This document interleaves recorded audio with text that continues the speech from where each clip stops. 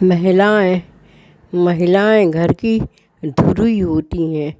उसके आस इर्द गिर्द ही घर का वातावरण गूंजता है।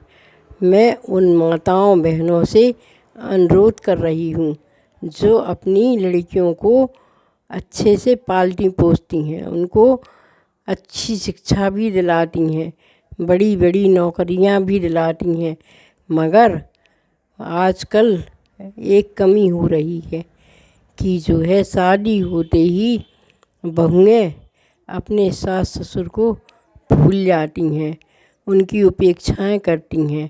रोटी देती हैं वह भी इस तरह से देती हैं कि वह अंदर ही नहीं जाती बुज़ुर्गों की।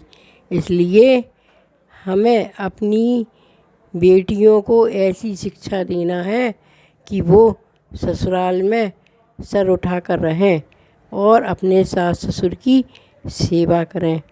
जिस तरह से आजकल की लड़कियां अपने माँ बाप की चिंता करती हैं, उसी तरह उन्हें अपनी सास ससुर की भी चिंता करना चाहिए, जिससे कि जो वृद्धाश्रमों में संख्या वृद्धों की बढ़ रही है वो कम हो जाए, उनको सम्मान का जीवन मिले, आत्मसम्मान की रोटियां मिलें।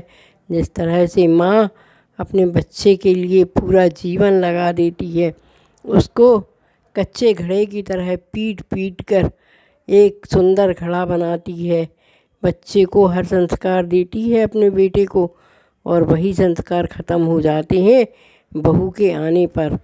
इसमें किसकी गलती है? हम महिलाओं की ही गलती है कि हम अपनी बेटियों को अच्छे संस्कार नहीं दे पा रहे हैं। पहले के माँ बाप कहते थे बेटी अर्थी डोली में जा रही हो और अर्थी में ही ससुराल से निकलना, लेकिन आजकल लड़कियां सब उल्टा ही कर रही हैं, सिर्फ अपने माँ बाप के बारे में सोचती हैं। सास ससुर तो उनके लिए अब भार हो गए हैं, इसलिए वृद्धाश्रमों पे भार बढ़ता जा रहा है। वहाँ भी वृद्धों की ढंग से देख रेख नहीं हो रही है।